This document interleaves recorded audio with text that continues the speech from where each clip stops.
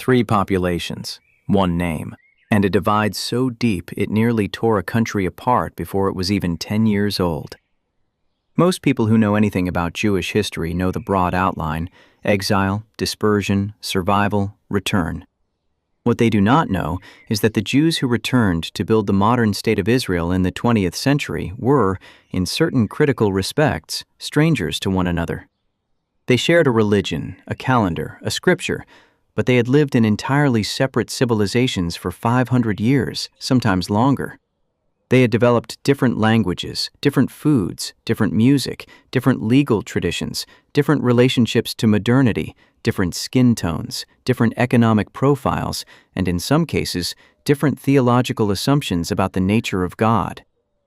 The gap between them was not cosmetic, it ran to the bone. There is a family that arrived in Tel Aviv in 1950 from a village outside Baghdad. They spoke Arabic at home.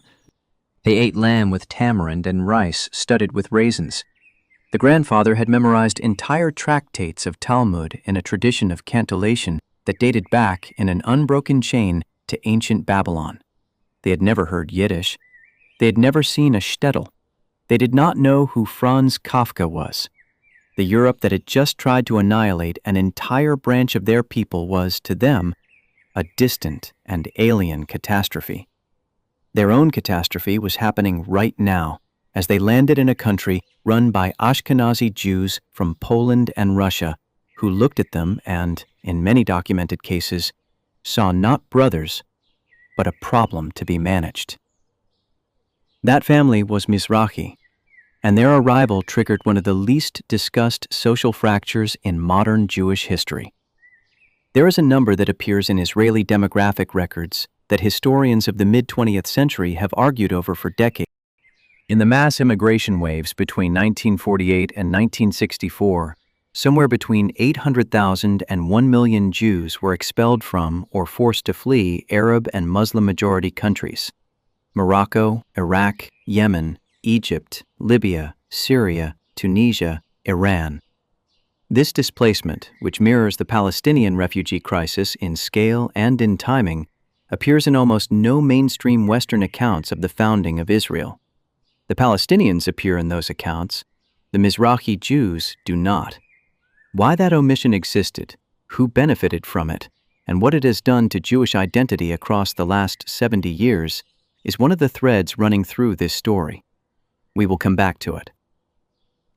There is also a name that appears repeatedly in the early records of the Zionist movement, a name associated with the explicit argument that Jews from the Middle East and North Africa were culturally inferior to Jews from Europe and would need to be, in the language of the time, civilized before they could participate fully in the new state. That name and that argument shaped Israeli policy for decades. We will come back to it too. And there is a third element, one that cuts underneath both of those threads. The three major Jewish communities that concern this story, the Ashkenazi, the Sephardi, and the Mizrahi, did not simply develop different customs in isolation. They developed different customs while living inside radically different civilizations during radically different periods of history. The Ashkenazi experience of the last 1,000 years was largely defined by Christian Europe, its pogroms, its ghettos, its emancipation movements, its revolutions, its genocide. The Sephardi experience was defined first by the extraordinary flowering of medieval Iberia, then by the trauma of expulsion, then by the Ottoman world that absorbed them. The Mizrahi experience was defined by Islamic civilization at its height, then by the slow deterioration of their position across the 19th and 20th centuries as Arab nationalism rose and Jewish identity became a liability. Three civilizations, one people. The differences they produced are not trivial. If you have never heard this story told at this depth, with these names and these documents and these fractures exposed, subscribe now. More investigations like this every week. The word Ashkenaz appears in medieval Hebrew texts as the name for the German lands.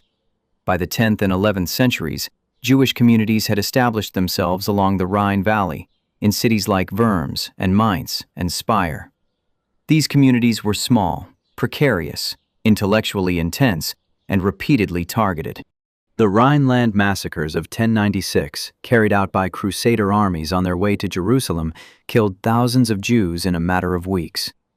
Contemporary chronicles, including the Hebrew texts known as the Mainz Anonymous and the Chronicle of Solomon Bar Simpson, describe communities that chose mass death over forced conversion.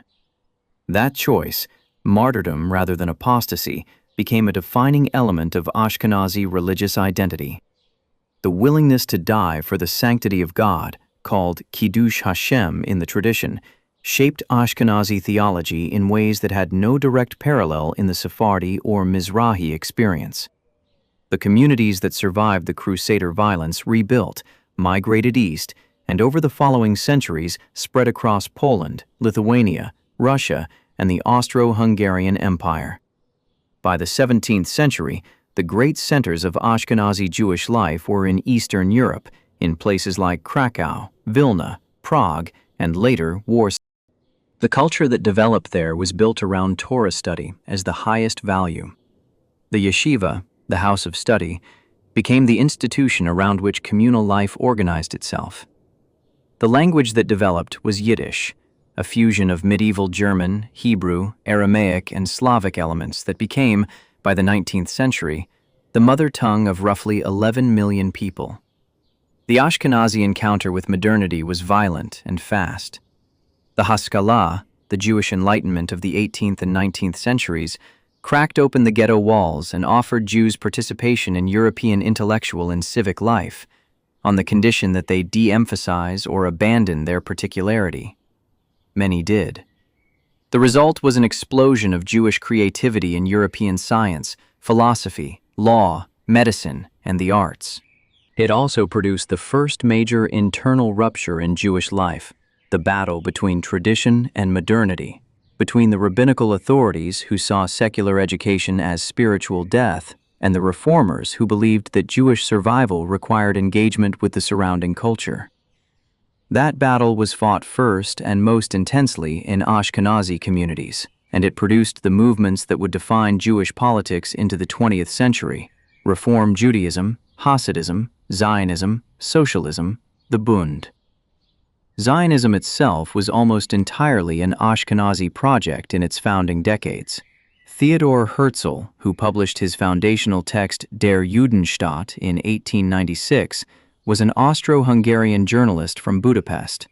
The early Zionist congresses met in Basel, in Vienna, in Hamburg. The immigrants who founded the first kibbutzim in Ottoman Palestine were young Jews from Russia and Poland, many of them socialists, fleeing both anti-Semitism and the collapsing Tsarist order. They brought their culture with them. The Hebrew they revived drew on Ashkenazi pronunciation. The institutions they built reflected Ashkenazi organizational models. The food they ate, the music they played, the literature they produced, all of it bore the imprint of Eastern Europe. This was not a universal Jewish return. It was a specifically Ashkenazi one. Meanwhile, in Iberia, something entirely different had been happening. The word Sephardi comes from the Hebrew word for Spain, Sepharad.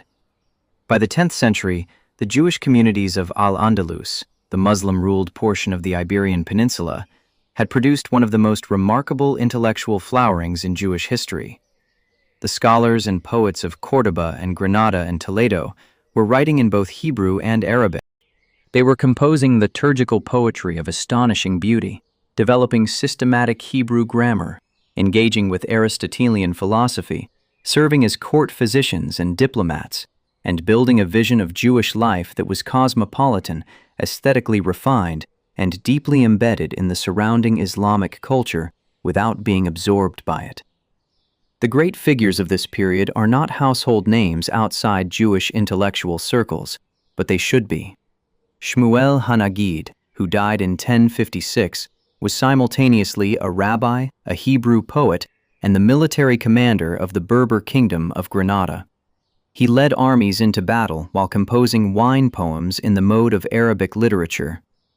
Judah Halevi, writing in the early 12th century, produced religious philosophy that engaged directly with Islamic kalam theology and with the challenge of rationalism to faith. Moses Maimonides, born in Cordoba in 1138, wrote the Mishnah Torah, the most systematic code of Jewish law ever produced, and then wrote the Guide for the Perplexed, one of the foundational works of medieval philosophy in Judeo-Arabic. He corresponded with Islamic scholars, served as the personal physician to Saladin's vizier in Cairo, and was read by Thomas Aquinas. Maimonides was not a curiosity at the edge of two civilizations. He was a central figure inside both of them simultaneously. This world ended. The Almohad Berber dynasty swept across North Africa and into Iberia beginning in the 1140s, bringing with it a rigorous Sunni reform movement that had little tolerance for Jewish or Christian life. Maimonides' own family fled Cordoba when he was a child, eventually making their way to Egypt. The cosmopolitan Jewish world of Al-Andalus did not end in 1492. It began dying a century before that, under a different kind of pressure. But 1492 is when it ended completely and catastrophically, and when the word Sephardi took on the meaning it has carried ever since.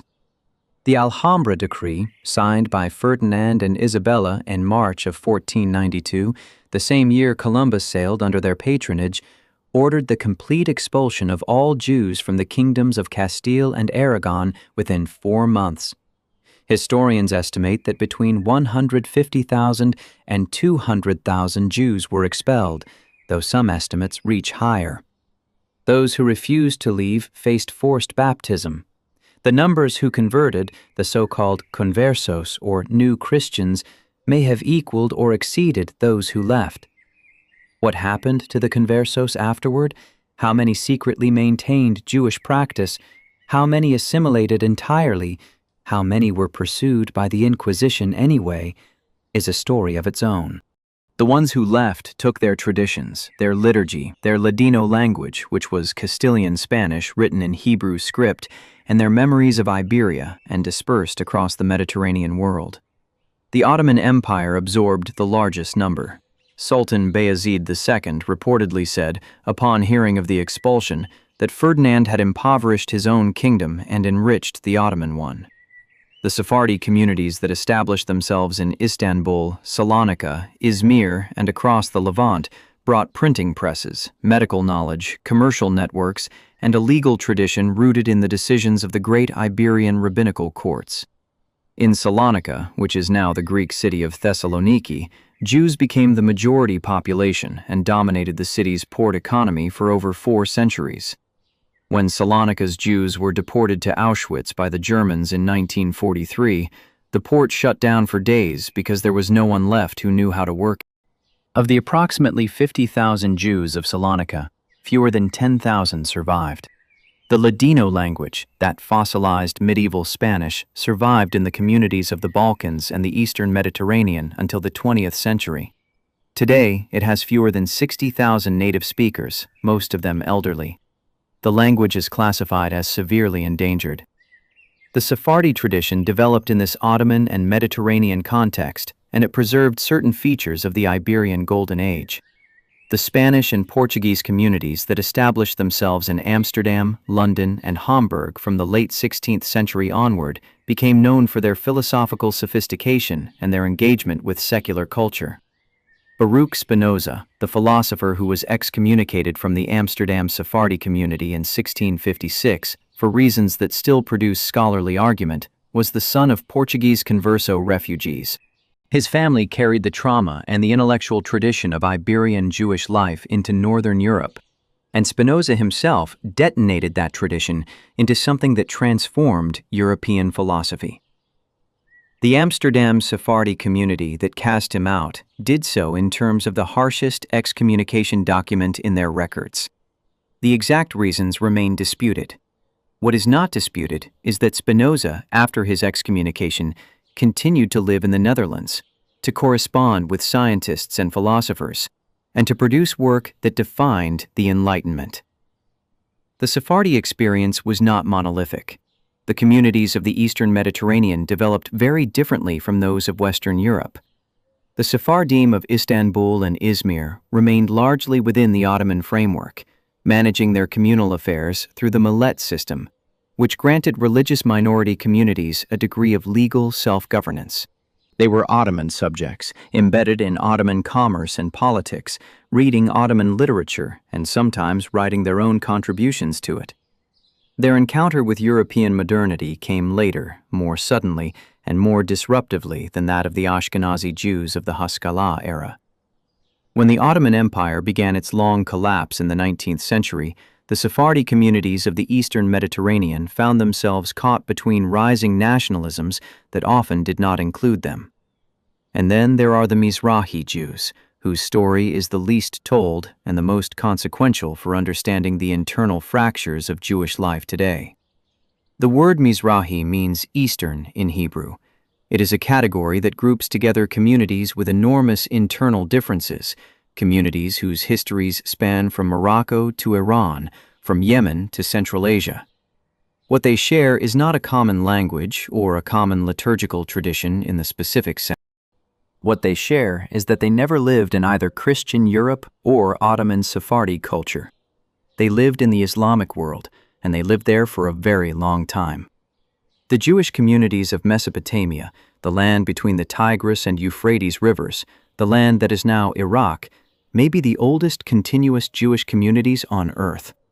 They trace their origins to the Babylonian exile of 586 BCE, when Nebuchadnezzar destroyed the first temple and deported much of the Judean population to Babylon.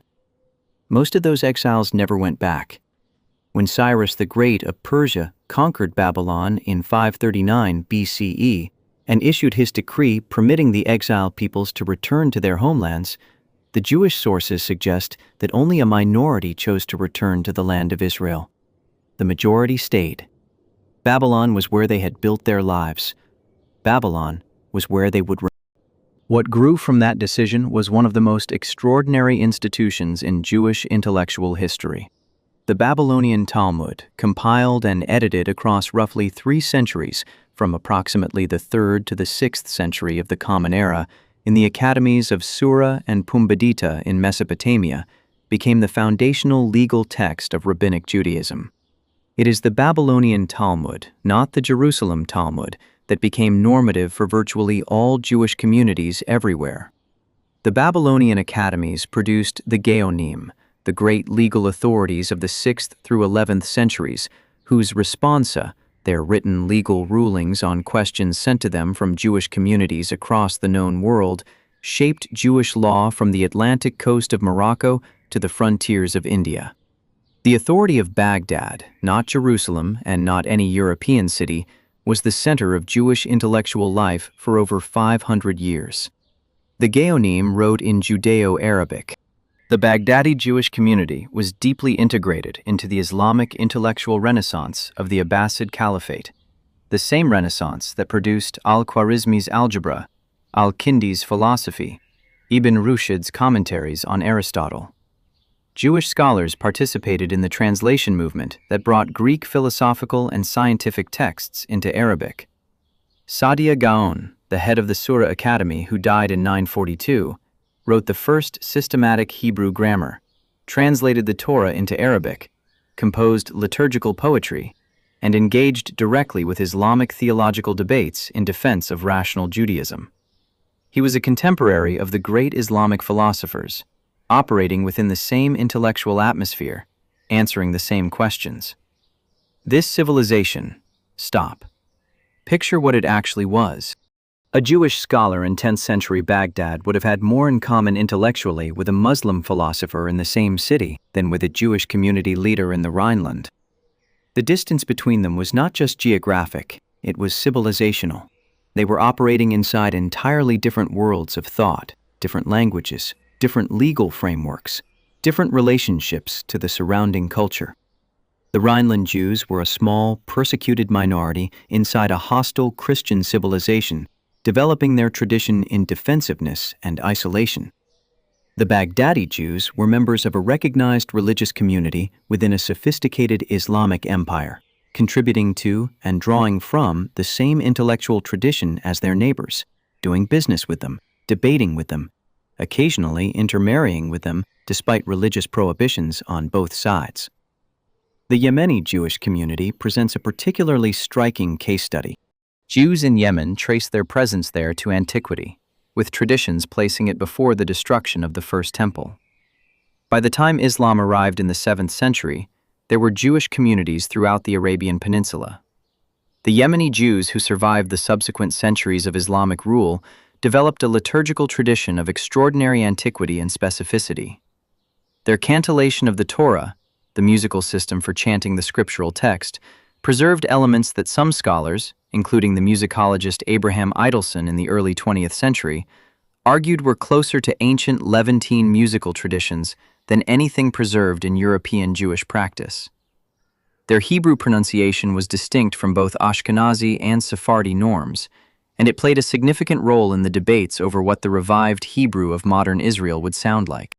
The Yemeni community also developed a remarkable Kabbalistic tradition, centered on the figure of Rabbi Shalom Shabazi, who lived in the 17th century, and whose poetry is still sung at Yemeni Jewish celebrations. Shabazi wrote in Hebrew, Aramaic, and Arabic, often within the same poem, switching languages mid-verse in a way that reflected the multilingual reality of his community. His work is not well known outside Yemeni Jewish circles. It should be. It is some of the most formally complex religious poetry produced in any Jewish tradition. The Yemeni Jews' encounter with Zionism and with Israel is a case study in cultural collision. Beginning in the 1880s, some Yemeni Jews began making their way to Ottoman Palestine on foot and by sea, motivated by messianic expectation as much as by political Zionism. They arrived in a land being built by European Jews and found that their skills, particularly their craftsmanship in silver and their agricultural labor, were valued. But they themselves were not fully recognized as cultural equals. The early Zionist labor movement celebrated the Yemeni worker as a noble primitive, physically capable and spiritually authentic, but simultaneously assumed that the Ashkenazi organizational and intellectual leadership was the natural state of things. After Israeli independence in 1948, the mass immigration of Yemeni Jews in Operation Magic Carpet in 1949 and 50 brought approximately 49,000 Jews from Yemen to Israel in an airlift that was, logistically, a remarkable achievement. What happened to some of those families after arrival is a wound that has not healed. The Yemenite Children Affair, investigated by multiple Israeli government commissions from 1988 onward, concerns the disappearance of somewhere between 1,000 and 4,500 Yemeni and other Mizrahi infants and toddlers from immigrant transit camps in the 1940s and 50s. Families were told their children had died. Some children, it emerged decades later, had been given to Ashkenazi families for adoption. Israeli government investigations have confirmed that kidnapping occurred in at least some cases, though the full scale and the exact mechanism remain contested. A state commission that reported in 2001 found credible evidence of wrongdoing, but stopped short of the conclusion that advocacy organizations for the affected families have demanded. The families themselves, now grandchildren and great-grandchildren, continue to demand a complete accounting. The documents they are demanding, some of them still classified, have not been fully released. 49,000 people airlifted from Yemen, and some of their children vanished into the state that had rescued them. The Moroccan Jewish community, the largest of the North African communities, offers a different trajectory. Moroccan Jews were shaped by the Sephardi expulsion of 1492, which brought a large wave of Iberian refugees into a Jewish community that had already been there for centuries before the expulsion. The result was a complex, layered community in which the older Berber Jewish traditions, sometimes called the Toshavim, meaning the native inhabitants, existed alongside the newly arrived Megorashim, meaning the expelled ones. The two groups maintained separate synagogues and separate customs for generations before gradually blending. Moroccan Jewish intellectual life produced figures of major importance: Rabbi Joseph ibn Migash in the 12th century, Rabbi Jacob Barab in the 16th, who attempted to revive rabbinic ordination in the land of Israel in a controversy that roiled the Jewish legal world for decades. The Moroccan Kabbalistic tradition, centered in cities like Fez and Marrakesh, produced a body of literature that influenced Jewish mysticism across the Mediterranean. In the 20th century, Moroccan Jews participated in the French colonial educational system through the Alliance Israélite Universelle, a network of schools founded in Paris in 1860 and dedicated to bringing French language education to Jewish communities in the Middle East and North Africa. The Alliance schools were transformative and complicated. They gave Moroccan Jewish children access to French language, literature, and professional opportunity. They also systematically devalued the Arabic and Berber languages and the local cultural traditions in favor of a French model of civilization.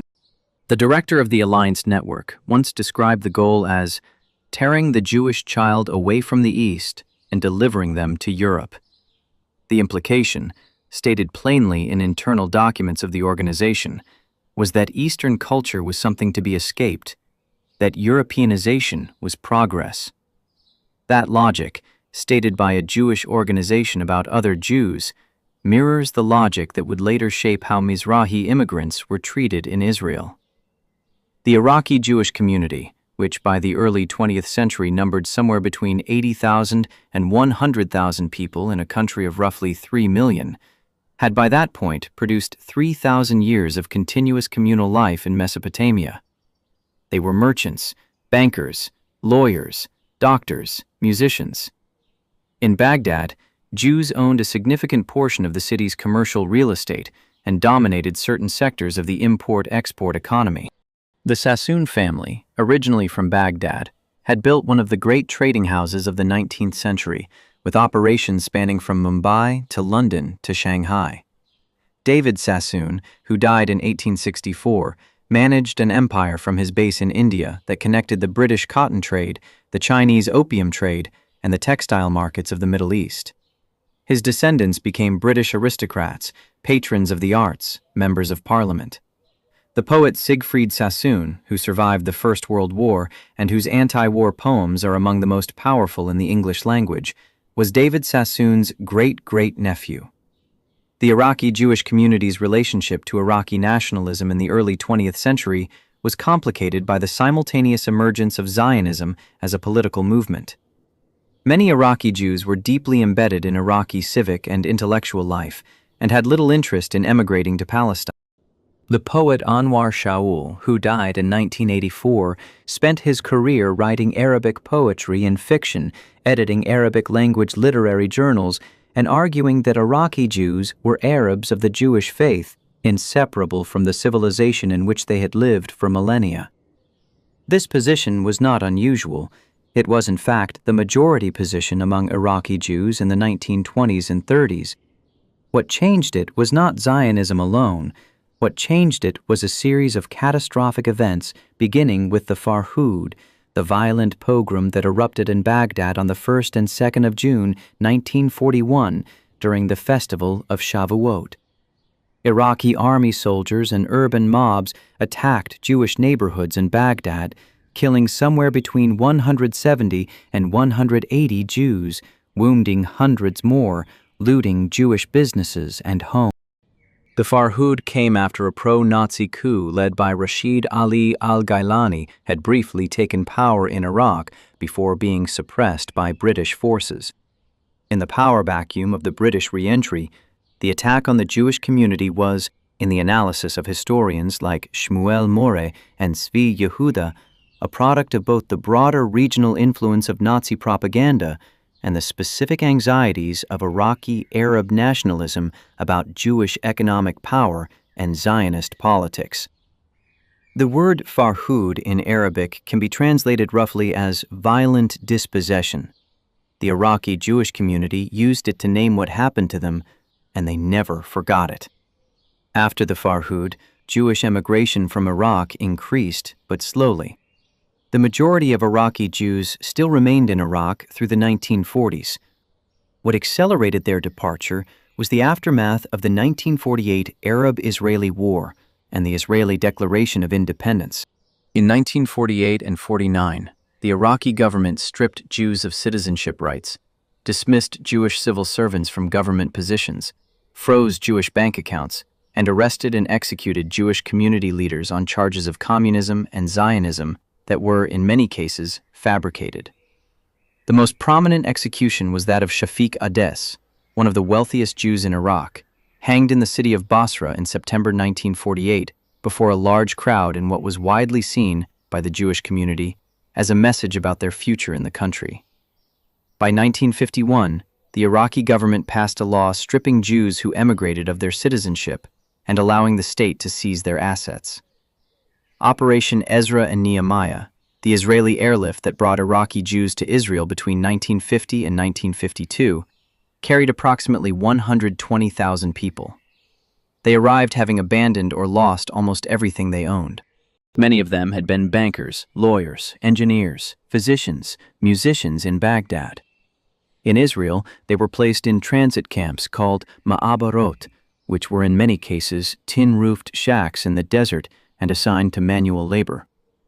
The historian Ella Shohat, who was born in Israel to an Iraqi Jewish family and who became one of the most important scholars of Mizrahi Jewish experience, has argued that the absorption process was not simply logistically inadequate.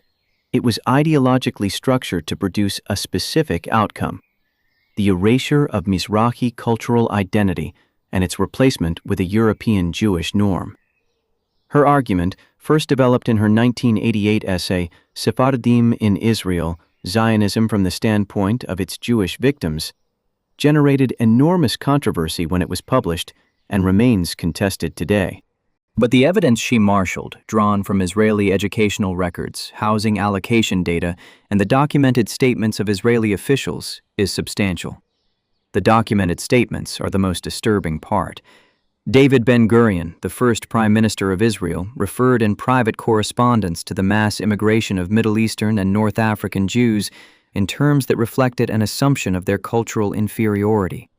The philosopher and intellectual Moshe Smolansky wrote in a widely read Hebrew newspaper piece in the 1950s that the immigration of so many Jews from backward countries threatened to drag Israel toward the Levant.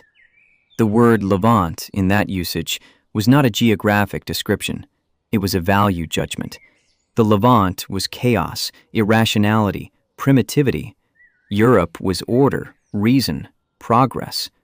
The Mizrahi immigrants were being told openly in the public press of their new country that they were the wrong kind of Jews.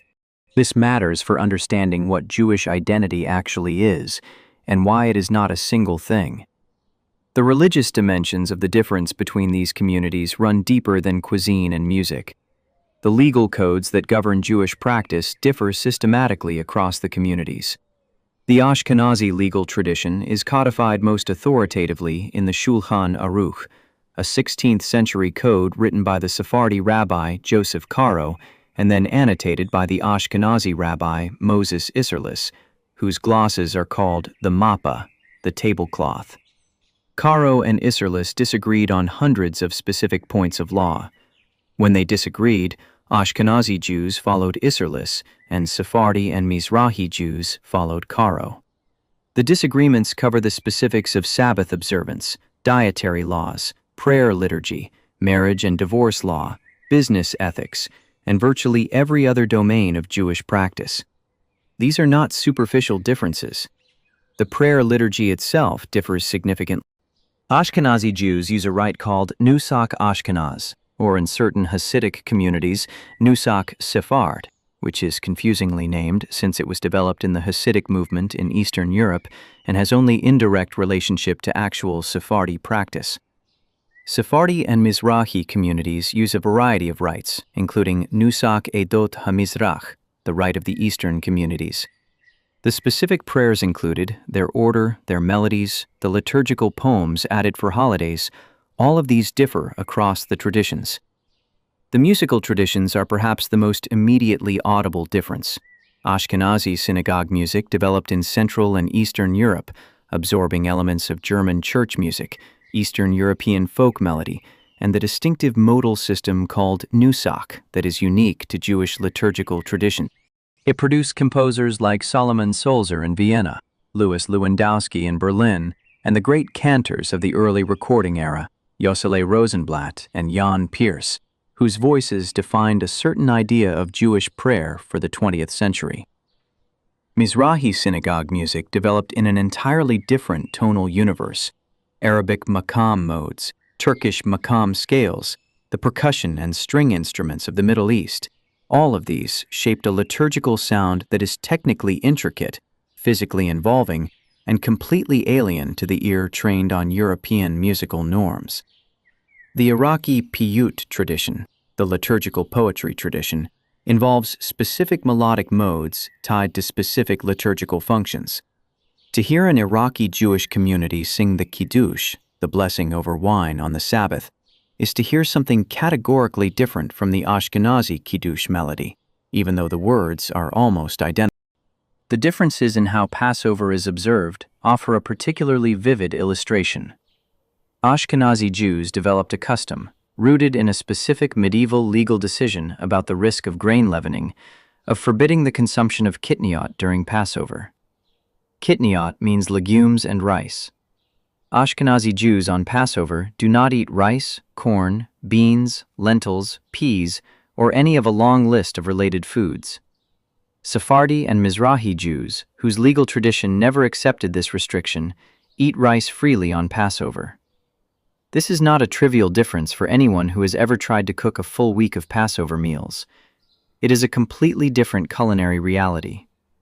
Rice, which is the staple grain of much of the Sephardi and Mizrahi diet, is forbidden to Ashkenazi Jews for 8 days.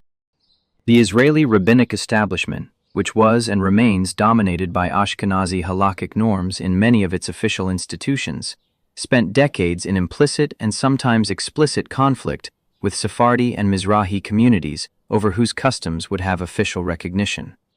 In 2016, the Israeli Ashkenazi chief rabbi David Lau formally permitted Ashkenazi Jews to eat kitniot if they chose to adopt a Sephardi ruling on the matter. The ruling acknowledged that Ashkenazi Jews in Israel were living in a predominantly Sephardi and Mizrahi environment, and that the strict Ashkenazi prohibition was creating practical difficulties in mixed tradition families.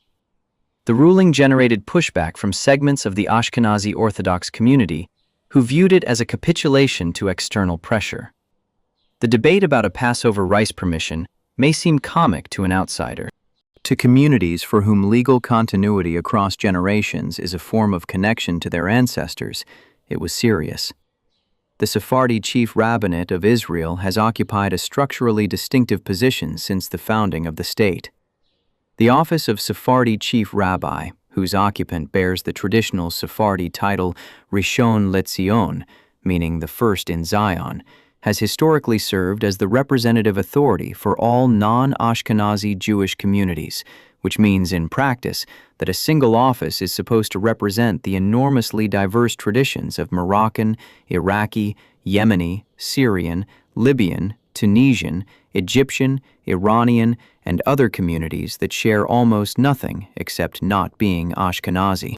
This arrangement has produced persistent tension, particularly from Mizrahi communities, who argue that the Sephardi category itself, rooted in the Iberian expulsion, is not really their category at all, and that the Rishon LeZion in practice often reflects Sephardi norms derived from Ottoman and Mediterranean culture rather than the distinct traditions of Iraqi, Yemeni, or Moroccan communities.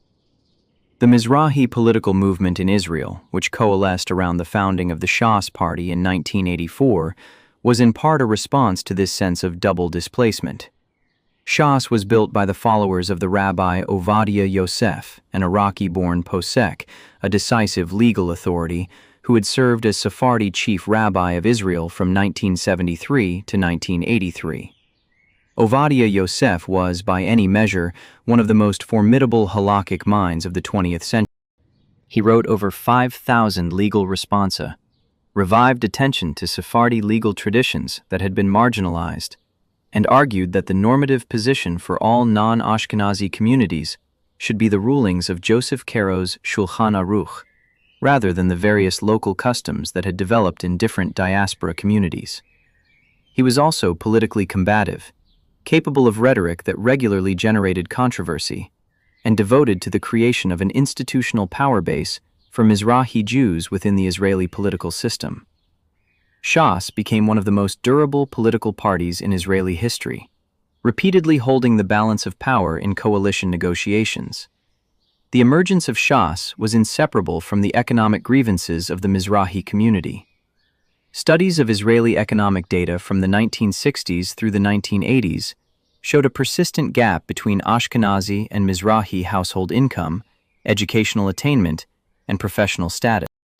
Sociologists, including Sami Smuha at the University of Haifa, documented this gap rigorously through the 70s and 80s, attributing it to a combination of the discriminatory absorption policies of the early state, the geographic placement of Mizrahi immigrants in development towns far from the economic centers of the coast, and the cultural devaluation of Mizrahi educational traditions in a school system built on European models. The development towns, created to populate peripheral regions and built with minimal infrastructure, became, in many cases, semi-permanent poverty traps.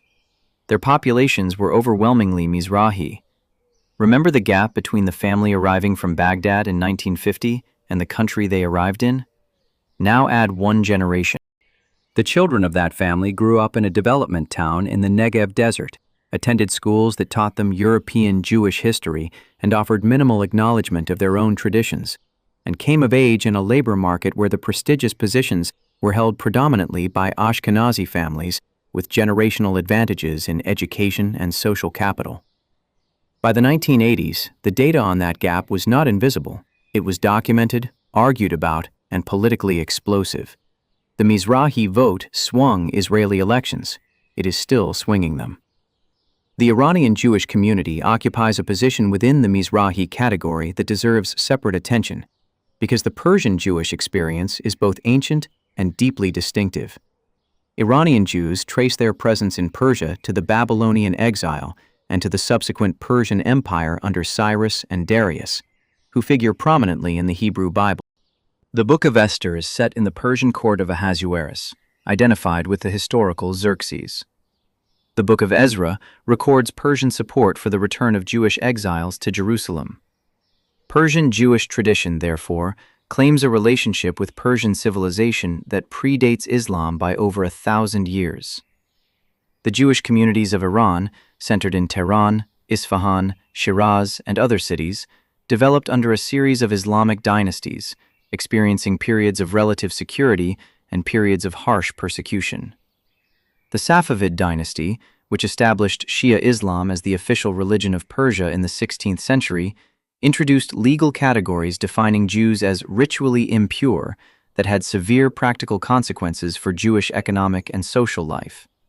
The practice of wet markets, the concern that Jews touching goods would render them impure, constrained Jewish commercial activity in specific ways.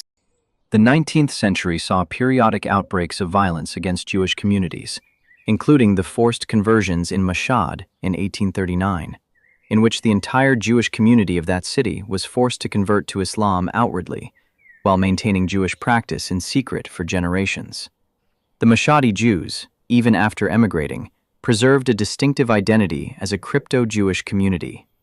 The Iranian Jewish community experienced a dramatic transformation in the 20th century.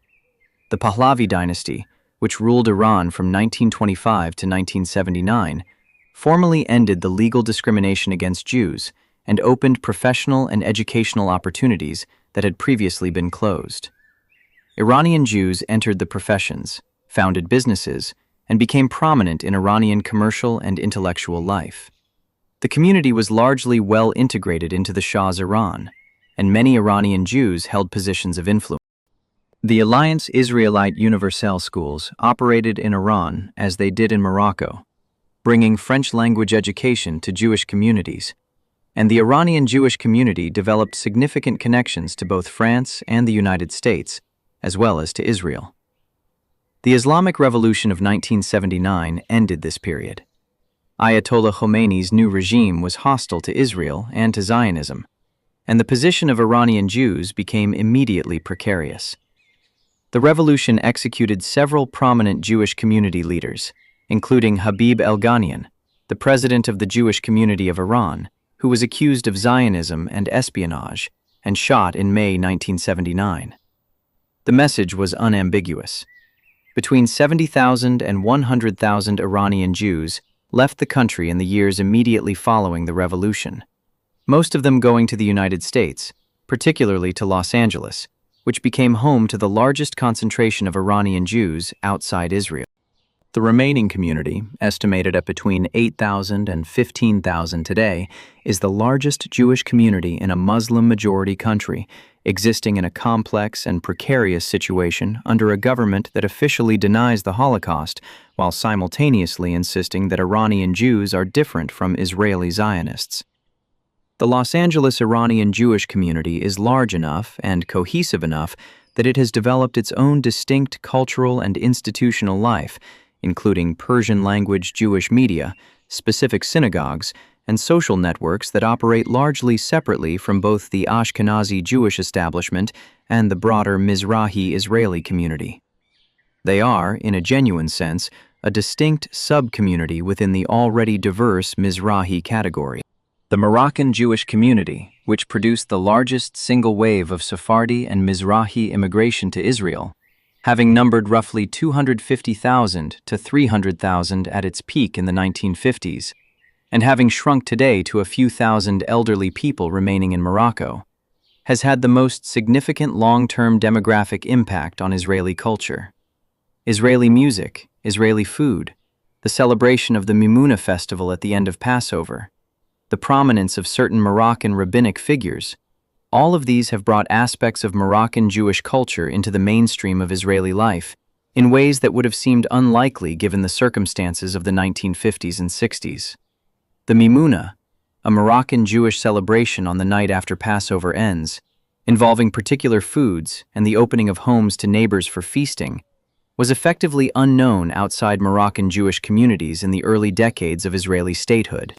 Today it is a national Israeli holiday, observed widely across ethnic lines, with outdoor celebrations involving politicians who understand its political resonance with the Mizrahi electorate. This cultural absorption has its own ambiguity.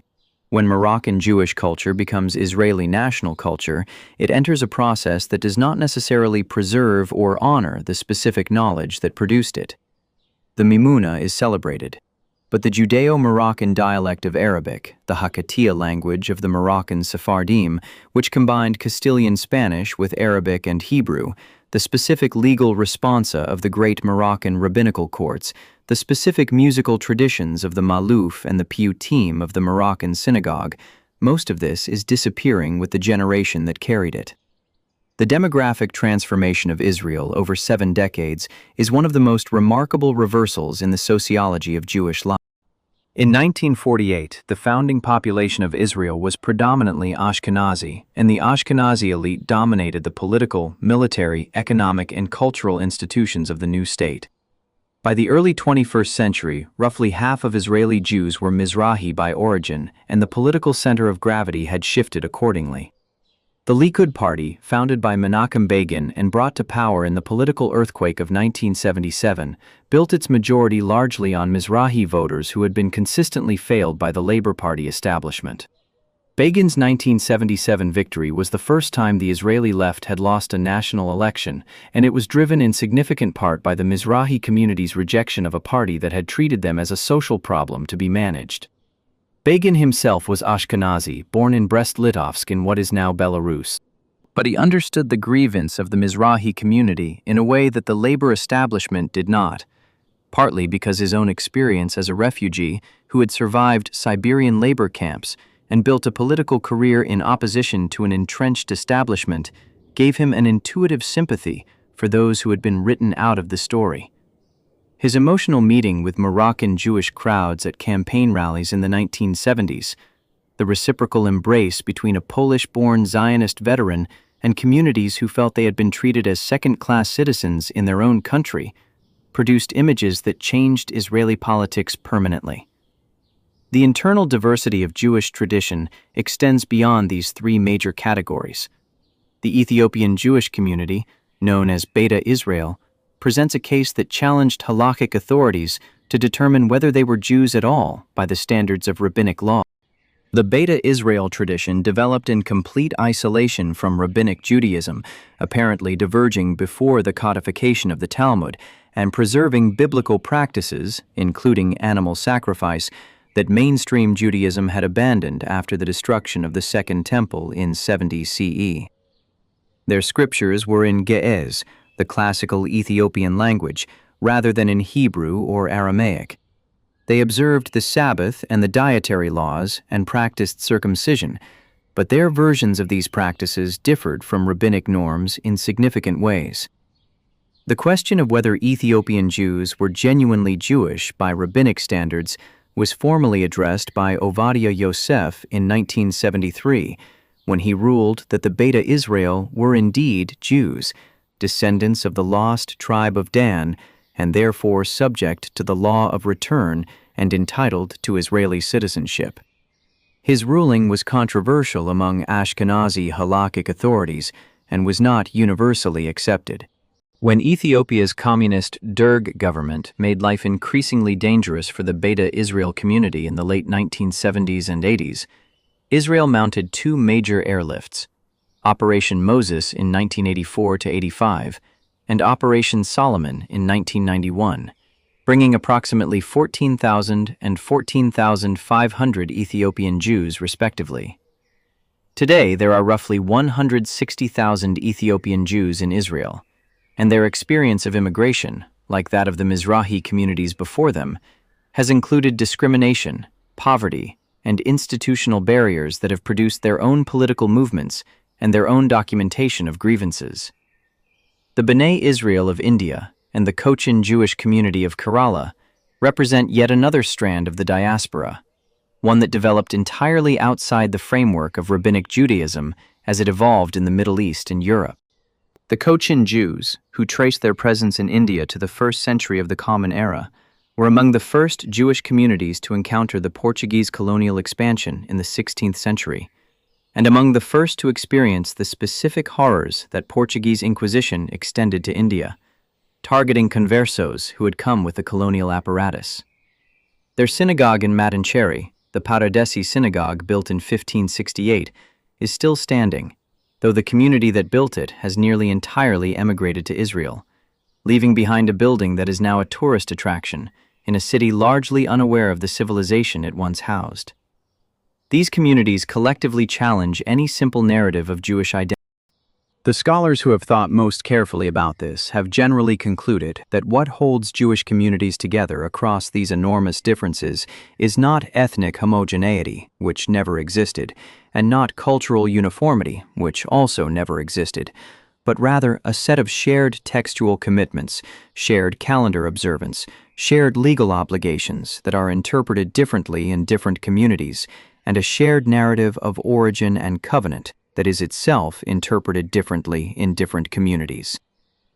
The rabbi and scholar Jacob Katz, in his work Exclusiveness and Tolerance, published in 1961, argued that what distinguished Jewish communities from their surrounding cultures was a specific set of boundaries defined by law and practice, not by ethnicity or culture in the modern sense. Those boundaries were porous in some respects and firm in others, and they shifted over centuries. The genetic evidence, which has become increasingly detailed since the completion of the Human Genome Project and the expansion of population genetics research in the early 21st century, offers a complex picture that is frequently misrepresented in both directions. Studies published in major peer-reviewed journals including Nature and the American Journal of Human Genetics have found that Ashkenazi, Sephardi, and Mizrahi Jewish populations share genetic markers that distinguish them from their surrounding non-Jewish populations, suggesting common ancient ancestry in the Middle East. A study led by Harry Oster and Eran Halperin, published in 2010, found that Jewish populations worldwide show genetic relatedness consistent with a common origin in the ancient Levant, combined with evidence of gene flow from surrounding populations in the regions where each community settled. The Ashkenazi Jewish population shows evidence of a genetic bottleneck, suggesting a small founding population in medieval Europe, possibly as few as 350 to 400 individuals, according to research published by Shai Karmi and colleagues in 2014, followed by rapid population expansion. This bottleneck has medical consequences. The founder effect produced elevated rates of certain genetic diseases in the Ashkenazi population, including Tay-Sachs, Gaucher disease, familial dysautonomia, and several others, which is why genetic screening for these conditions became standard medical practice for Ashkenazi Jewish couples. Mizrahi Jewish populations show different genetic profiles from Ashkenazi populations, with greater diversity reflecting longer settlement in their respective regions and more gene flow from surrounding Middle Eastern and North African populations. The genetic picture of Yemeni Jews, for instance, shows significant African genetic contribution, consistent with the geographic position of Yemen and the historical movement of populations across the Red Sea. Moroccan Jewish genetics reflects North African population structure alongside the Middle Eastern markers. Iranian Jewish genetics reflects the Iranian plateau population alongside those markers.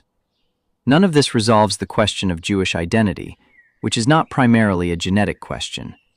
It does challenge both the anti-Semitic caricature of Jews as a racially distinct and therefore alien group, and the opposite claim that there is no meaningful common ancestry at all. The reality is more complicated and more interesting than either extreme position suggests. The contemporary implications of these divisions are not historical artifacts. They are structurally embedded in Israeli politics, in diaspora Jewish communal politics, in relationships between Jewish communities and their non-Jewish neighbors, and in ongoing debates about the nature of Jewish identity itself.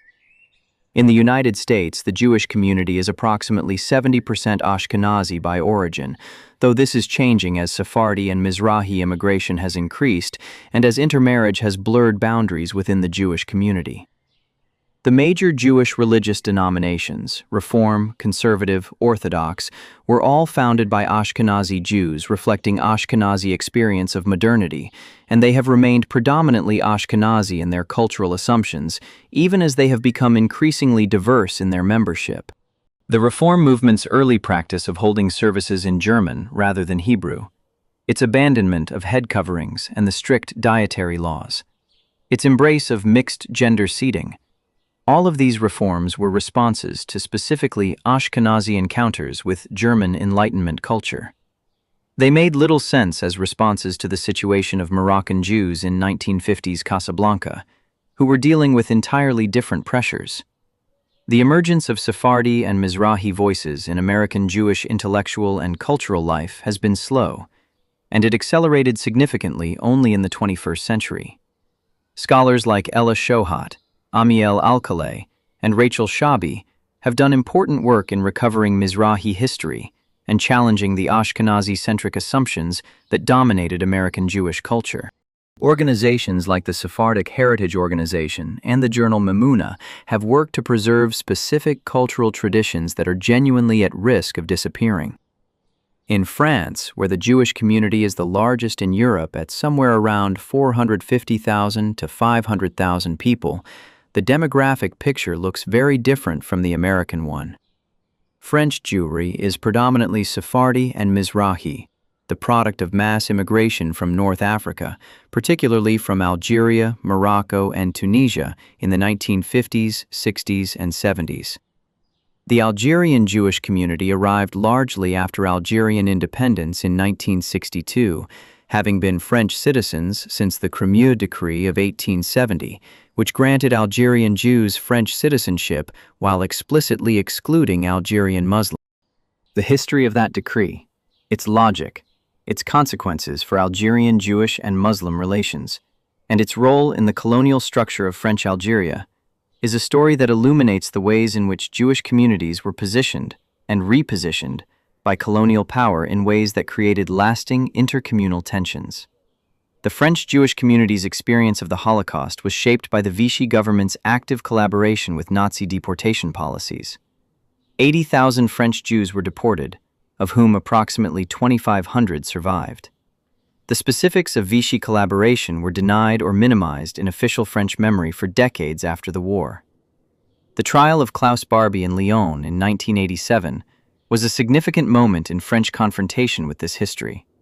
But the full reckoning with what Vichy did, and what ordinary French citizens knew or participated in, is still an ongoing process in French historical and legal culture.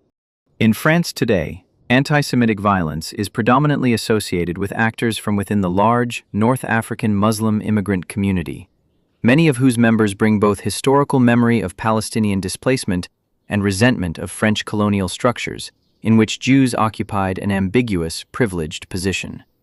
The sociologist Michel Villaviorca and others have documented this extensively. The result is a peculiar situation in which French Jews of North African origin, who are themselves in many cases the descendants of communities that lived alongside Arab and Berber Muslims for centuries, find themselves targeted by new waves of violence from communities with whom their grandparents had complex but not uniformly hostile relations. The categories have shifted, the hostilities have intensified, and the history that connects these communities has largely been forgotten by all parties. The question of what connects Ashkenazi, Sephardi, and Mizrahi Jews, the question this story has been building toward, does not have a clean answer. What it has is a set of honest observations. The connections are real and documented. Shared scripture, shared calendar, shared legal tradition in its root commitments, shared historical experience of persecution across radically different contexts, shared genealogical threads running back to the ancient Levant. A Yemeni Jew and a Polish Jew who meet in Jerusalem share texts that are identical, legal arguments that are continuous across 2 millennia, a calendar whose holy days they observe in different ways but recognize in each other. That recognition is not nothing. It is, in fact, remarkable. The differences are also real and documented. 5 centuries of living in entirely different civilizations produced genuinely different cultures, genuinely different musical systems, genuinely different legal emphases, genuinely different relationships to modernity, genuinely different political instincts. The Ashkenazi experience of European rationalism, emancipation, and genocide produced a set of responses, including secular Zionism, Reform Judaism, Jewish socialism, and the obsessive cultivation of textual secular culture that were specifically calibrated to specifically European conditions. They were not universal Jewish responses. They were responses to a particular historical situation. The Sephardi experience of expulsion, Ottoman absorption, and Mediterranean cosmopolitanism produced a different set of responses. A fierce attachment to the legal decisions of the Iberian rabbinical courts, a multilingualism that moved easily between Hebrew, Ladino, Arabic, and Turkish, a pragmatic engagement with surrounding culture that did not feel compelled to choose between full assimilation and full separation.